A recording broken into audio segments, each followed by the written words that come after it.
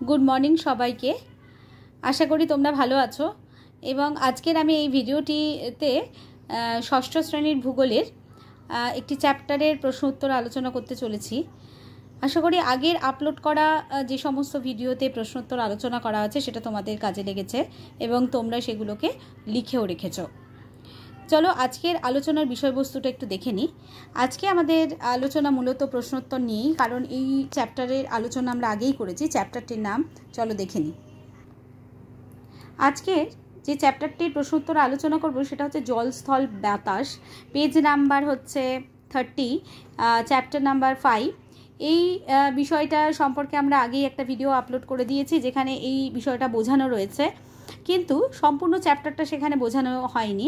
তার কারণ হচ্ছে তোমরা যেহেতু ছোট তাই একসাথে পুরোটা বললে তোমাদের একটু অসুবিধা হতে পারে, তাই আমি এই অংশটাকে ভাগ ভাগ করে নিয়েছি। তো প্রথমে যে অংশটা তোমাদের এখানে আছে সেটা হচ্ছে বায়ুমণ্ডল। এই বায়ুমণ্ডল সম্পর্কিত যা যা প্রশ্ন রয়েছে সেগুলো আজকে আমি আলোচনা করে দিচ্ছি। এরপরে এখানে বায়ুমণ্ডল রয়েছে এবং স্থলভাগও রয়েছে, সেগুলো আমরা আস্তে আস্তে এখানে আলোচনা করব এবং অল্প অল্প করে যেটুকু অংশ তোমাদের দিচ্ছি সেটা অবশ্যই খাতায় তুলে রাখবে। চলো দেখে নিই এই চ্যাপ্টারটা থেকে আমরা কি কি করব। জল, স্থল এবং বাতাস, এখান থেকে আমরা যে প্রশ্নগুলো করব সেটা হচ্ছে, প্রথম প্রশ্নটা হচ্ছে বায়ুমণ্ডল কাকে বলে। এখানে দেখো প্রথম প্রশ্ন আছে বায়ুমণ্ডল, এর উত্তরটা আমরা কোথায় পাবো? এর উত্তরটা হচ্ছে পেজ নাম্বার 31-এ। দেখো এখানে লেখা আছে পৃথিবীর গায়ে চাদরের মতো লেগে থাকা বায়ুস্তরই হলো বায়ুমণ্ডল। এই দেখো পৃথিবীর গায়ে চাদরের মতো লেগে থাকা অংশই হচ্ছে বায়ুমণ্ডল। এইটুকু হবে তোমাদের উত্তর। এবার দেখে নেব পরের প্রশ্নটা। ভূপৃষ্ঠ থেকে কত কিলোমিটার উপর পর্যন্ত বায়ু স্তর লক্ষ্য করা যায়? 2 নম্বর প্রশ্ন।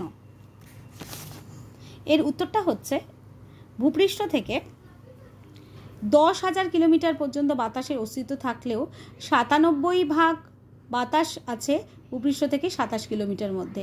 অর্থাৎ যদি এই প্রশ্নটার উত্তর কত কিলোমিটার পর্যন্ত বায়ুস্তর লক্ষ্য করা যায় সেটা হবে 10,000 কিলোমিটার পর্যন্ত। পরের প্রশ্ন, বায়ুমণ্ডলে সবচেয়ে বেশি কোন গ্যাস দেখা যায়? এর উত্তরটা হবে নাইট্রোজেন।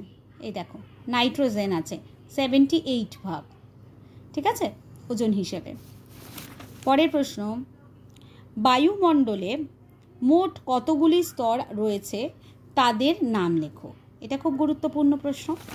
চলো দেখে নিই। এখানে তোমাদের পরপর ওইভাবে লেখা নেই, তবে আমি এখানে বলে দিচ্ছি। প্রথম স্তরটার নাম হচ্ছে ট্রপোস্ফিয়ার, 1 দিয়ে লিখবে। 2 হচ্ছে স্ট্র্যাটোস্ফিয়ার, 3 হচ্ছে মেসোস্ফিয়ার, 4 হচ্ছে থার্মোস্ফিয়ার, 5 হচ্ছে এক্সোস্ফিয়ার। তোমাদের বই অনুযায়ী দেখতে পারো 1, 2, 3, 4, 5টা, অর্থাৎ 5টা স্তর রয়েছে। 5টা স্তর পরপর লিখতে হবে। এই 5টা স্তর ছাড়া উঁচু ক্লাসে আরও কয়েকটা স্তর অ্যাড হবে, কিন্তু তোমরা আপাতত এই 5টা স্তর পড়বে।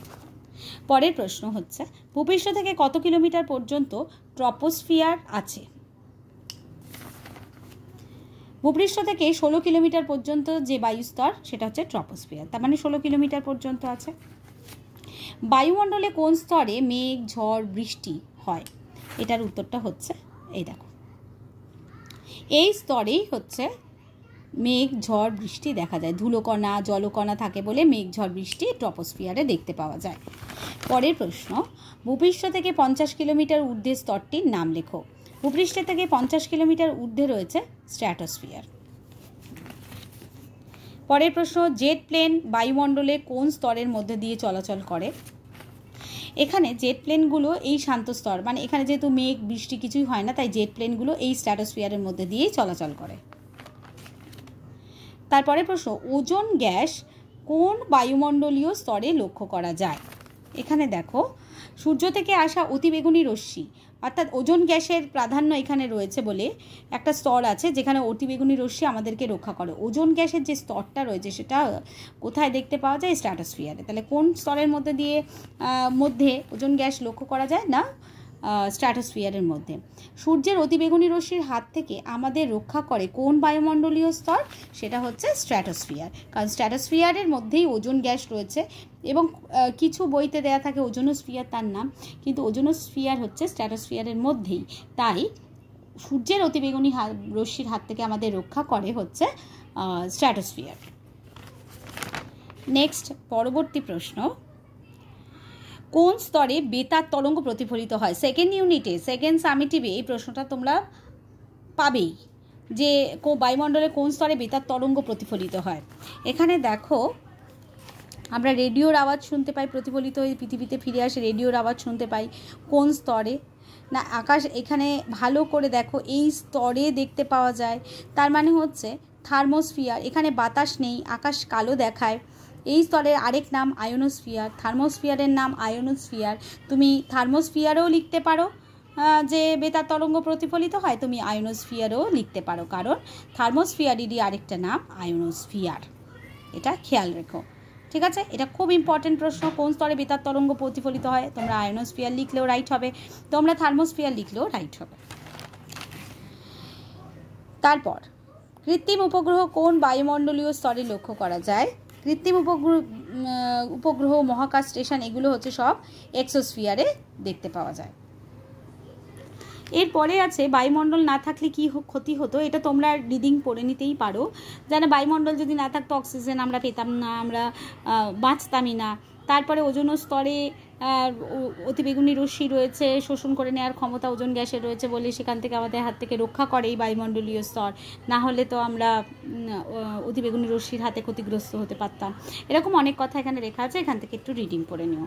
তাহলে আমাদের এই যে 13টা প্রশ্ন আমরা আলোচনা করলাম, সেটা মূলত এই সবই 30-31 পাতার মধ্যে, 30-31-এর মধ্যেই তোমাদের উত্তরগুলো আছে। 30-এও সেরকম নেই, 31 পাতাটা তোমাদের কাছে ভীষণ ইম্পর্ট্যান্ট। এই প্রশ্নগুলো যে আলোচনা করে দিলাম, এই কটা প্রশ্নই তোমাদের আজকের কাজ, এবং আজকে তোমরা অবশ্যই এইভাবে হেডিং দেবে, প্রশ্ন লিখবে, প্রশ্নের পরে পরেই উত্তরগুলো লিখে নেবে। যদি ভিডিওটাতে দেখতে কোনো অসুবিধা হয় কমেন্টে অবশ্যই জানাবে, এবং যদি তোমাদের অসুবিধা হয়ে থাকে লেখাটা বুঝতে, পজ করে করে তোমরা করে নিও, তো তাও যদি অসুবিধা হয় সেই জন্য আমি প্রত্যেকটা প্রশ্ন এবং উত্তর পড়ে পড়ে দিলাম, যাতে তোমরা অন্তত শুনেও লিখে নিতে পারো। আজ এই পর্যন্তই, ধন্যবাদ। পরের ভিডিওটিতে আমরা পরের অংশটা আপলোড করে দেব। Thank you.